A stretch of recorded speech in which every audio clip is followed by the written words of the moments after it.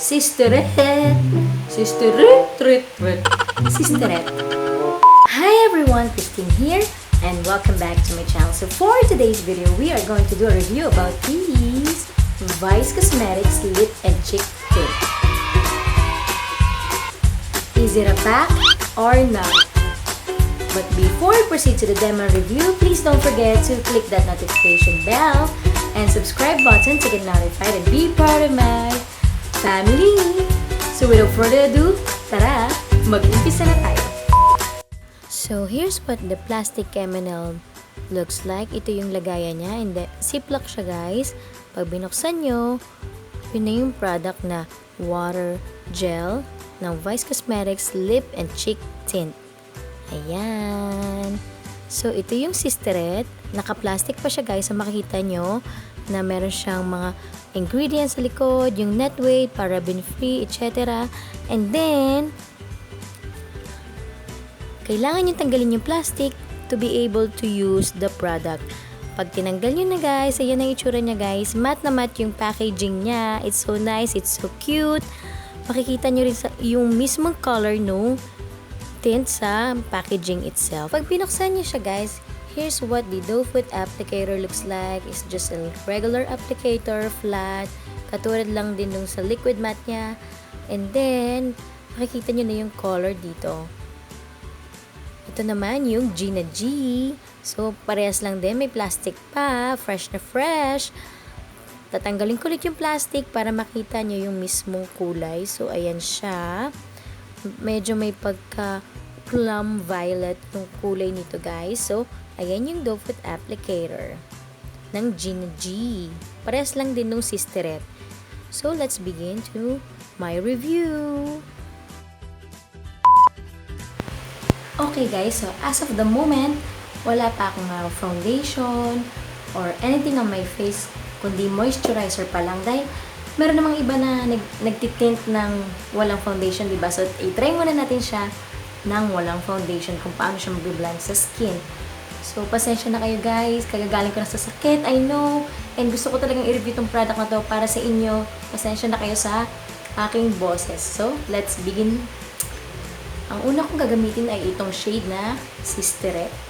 Sisteret. Sisteret. Super amoy candy siya guys. As in, super duper. So, ang meron lang ako right now is may kilay, may mascara. So, it blends like water daw, diba?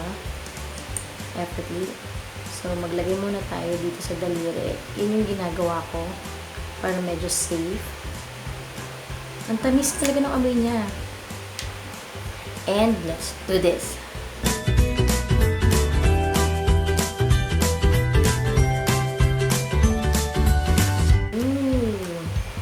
So, ito yung merong tint.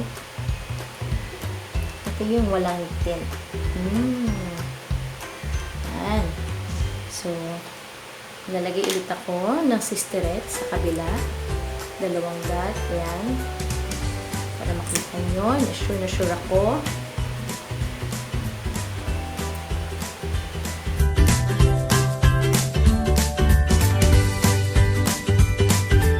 Okay.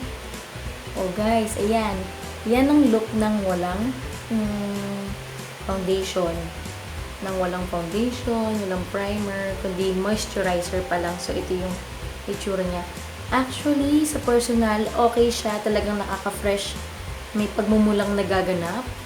Talagang parang natural looking lang yung face ko ngayon. So, mamaya tingnan natin pag may foundation na or pag may mga other stuff na sa mukha ko kung maganda pa rin ang pagbiblend.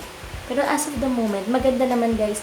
Talagang nagkaroon talaga siya ng pula effect. So, dagdagan pa natin. Hindi ko binibigla guys kasi baka mamaya mukha siyang super pigmented, tapos baka mamaya mukha na akong nasa pack. Alam niyo yung gano'n. Okay. So, ito na yung may second coat. Ayan. Sana mas nakikita niyo na bibigyan ng justice ng camera ko. Kasi may mga tao, di ba, na parang nagtiting sila, walang foundation, di ba? Carry na nila yun. So, itry natin.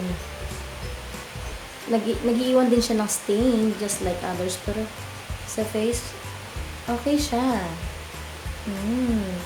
Tsaka ang bango niya talaga, may candy. Maganda, yan. So, ito na yung itsura, guys, ng tint lang. Oh my gosh. Kilay ang tint, buhay na, diba? So, wala pang foundation and everything. So, ano masasabi nyo, guys? Okay ba? Sa personal, as in, super unpigmented ng product na to, guys. As in, duper duper. Pero, syempre, dahil sa ring light, talagang na babawasan ng onte. Pero sa personal, parang enough na yun. Okay na siya. Nang ganun lang. So, tatry ko mag-foundation, guys. And, I will be right back. Guys, ang ginamit kong foundation ay yung Maybelline Fit Me Matte and Poreless Foundation. So, ito yung itsura niya ng may foundation and tint under. Hindi guys, sa personal, hindi ko na kailangan dagdagan pa yung tint dahil nag-blend siya dun sa foundation ko. Talagang, as in, parang, rosy cheeks inside, ganun. Okay, so, tingnan natin kung ano magiging itsura pag dinagdagan ko pa o mas ginawa ko pang intense. Tingnan natin. Pwede ka nang pumasok sa school, sa office ng ganitong look. Kilay tint, foundation, pack, gora na. Alam niyo yun. So, let's do this. Okay? So, ito yung side na nalilagyan ko.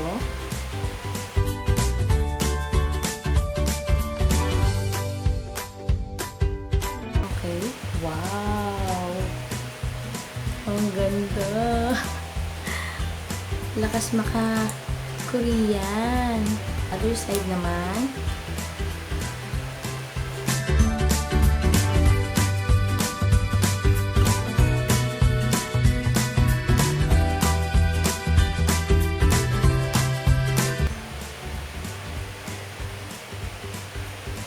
Boom. Yan. Grabe. Talagang itsura ng tint, foundation tint. Ayan. So, talagang, sa personal, talagang wow. Talagang kitang-kita na meron kang tint. Unlike kanina, parang natural looking. Pero ngayon, this time, kitang-kita na talaga siya, guys. Grabe. As in. Pansin ko, guys, ang dali niyang i-blend. Although, hindi siya ganun kadaling maset. Pero ang dali niyang i-blend talaga. As in, kasi meron mga tint, di ba, pag nilagay mo, lalo na mga water-based, talagang may iwan na dot dito. Ito, madali siyang i-blend. Tatapusin ko lang yung makeup ko, guys, and I'll be back para sa swatches and final thoughts and reviews. Okay, guys, so ito na kinalabasan ng aking face with powder. Patungan ko na rin ng contour, highlighter, and everything. So far, winner na winner. Pack na pack. I love it. Okay, so let's proceed to the swatches. Unahin na natin itong sister sa aking labi.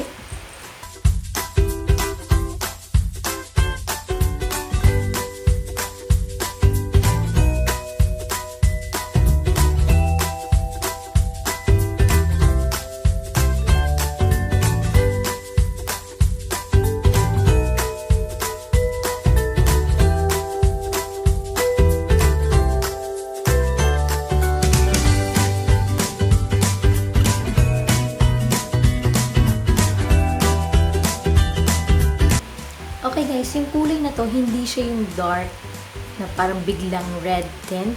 Talagang super ang lakas maka-fresh. Yung kulay niya, buildable. Hindi siya yung ganong tint na parang isang swipe pa lang sa labi, pigmented na. Pagdating sa pisngi, it's very pigmented. Pero pagdating sa labi ko guys, talagang subtle lang siya and buildable. And so far, nagugustuhan ko talaga yung look ko today dahil parang ang lakas maka-Korean talaga nitong peg na to and super parang pwede talaga siya, pwede kang pumasok sa school ng ganito, sa office ng ganito yung tsura, parang flashy pink na may pagka-red, alam mo yung ganong color and it's really natural looking talaga sa personal as in guys. So this is the Sister Ed. Okay guys, so itry naman natin itong Gina G.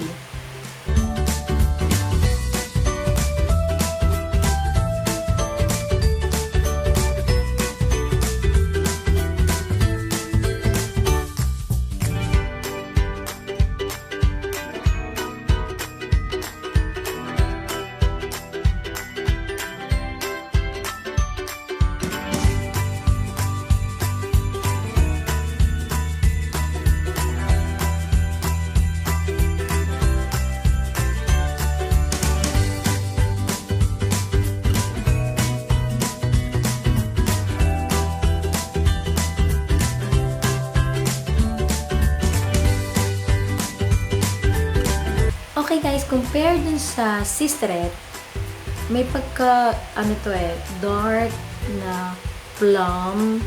And, ito talaga labi ko to guys. So, hindi naman siya ganun ka-patchy. Pero, sa parang hindi mo unang makikita yung kulay niya sa unang pag-apply ko.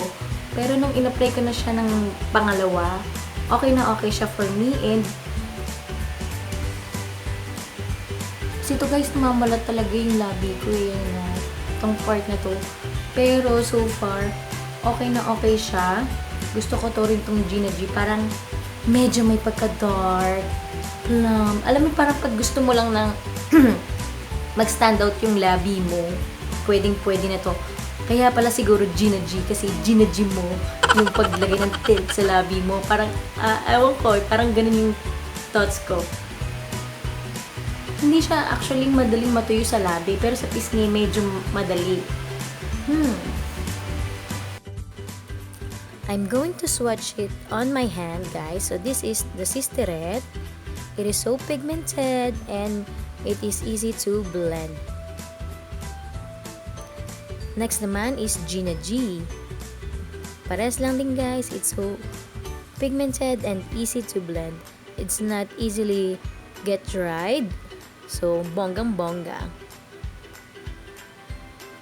Okay guys, so ang sabi sa kanilang sabi sa Beauty MNL na website, it's a water-based tint formula for a look that's gandang fresh. For me, talagang parang gandang fresh talagang kinalabasan ng aking tints or ng makeup ko for today. Especially formulated for easy blending, intensely pigmented, and long-lasting for vibrant color that stays, and lightweight textures, delivers all-day comfort. Paraben-free, cruelty-free, and PETA certified. Perfect for effortless work to weekend beauty looks. Okay guys, dito sa Sisterette, gustong-gusto ko siya dahil nagmukhang natural yung cheeks ko. And a little product goes a long way. Pero dahil nga, because of the lighting, kailangan kong dagdagan para makita nyo na meron akong tint. Pero even with or without foundation, nakita nyo kanina na ang ganda nitong Sisterette sa aking cheeks. And smooth yung pag-apply, easily to glide on, pigmented, and sweet scented siya na parang candy. And then, gustong-gusto ko guys yung packaging niya. Parang nagulat ako na parang it looks sweet na yummy. Parang para sa akin, parang attracted ako dun sa packaging niya. Parang candy kasi. Tapos nung pagbukas ko pa, medyo malakas yung amoy niya na talagang sweet and talagang amoy na candy. And then, dito naman sa Gina G, which is, ito yung nasa labi ko ngayon, itong Gina G. Ayan. Okay siya sa akin, guys. Ito guys, sa labi, kailangan i-build mo siya ng mabuti. Hindi kaagad nalalabas yung pagiging ganitong color.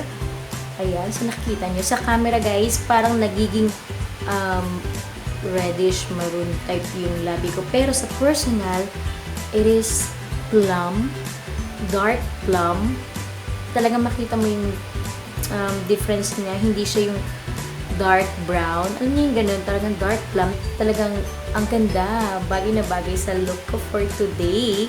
And guys, again, pagpasensyahan nyo na yung voice ko. Kagagaling ko ng sa sakit. Pero, eto ako, nagre-review ako ng products para sa inyo.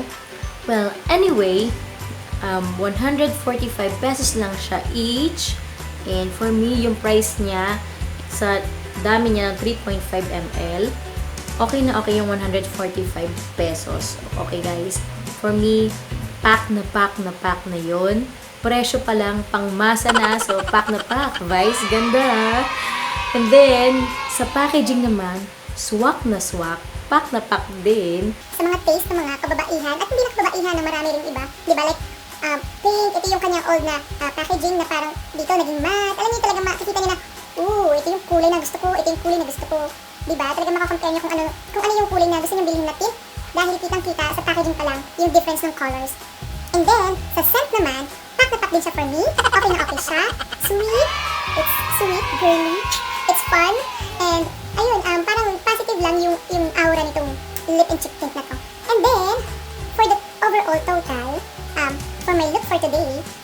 eyeshadow. First time ko rin gumamit ng tint, gel type tint sa aking pisngi. Ayan, paus-paus. Anyway, and ayun na nga. Para sa akin, sila ay pak na pak. Pak na pak na pak. Presyong, pangmasa, and kulay pa lang, pigmented na, and packaging pa lang, super girly na. So, this one for me guys, pack na pack talaga sila. So, I really love this Vice. And, ang super duper, ang ganda nung come up ng products mo. Yan. So, I love it. I love the gel type tint. Tint, lip and cheek tint. Yan. So, guys, supportahan natin. This is one of the local products na try kong tint. And so far, I'm loving it! At dahil umabot ka na sa dulo ng video na to, huwag mong kalimutan sumali sa aking giveaway! So, there will be one winner ng 2 tints ng ganito. And all you have to do is comment down below and comment lang kayo kung taga saan kayo. Tapos yung mga Instagram handle nyo or Twitter handle. And don't forget to follow me sa aking mga social media accounts and share my post. Abangan nyo, ano kaya iyon? Yan! And then, that is it guys for today's video. I hope you like this video. Please don't forget to give it a thumbs up. And comment down below kung na-try nyo na ba itong Vice Cosmetics Lip and Cheek Tint. So yun guys, I hope you like this video. So I'll see you in my next video. Bye! It's already 10:58 na ng gabi and ready na akong magtanggal ng makeup, and so far nagstay naman yung lip tint dito sa baba, yung Gina G, lalo na tong Sisterette sa aking cheeks. So I love it!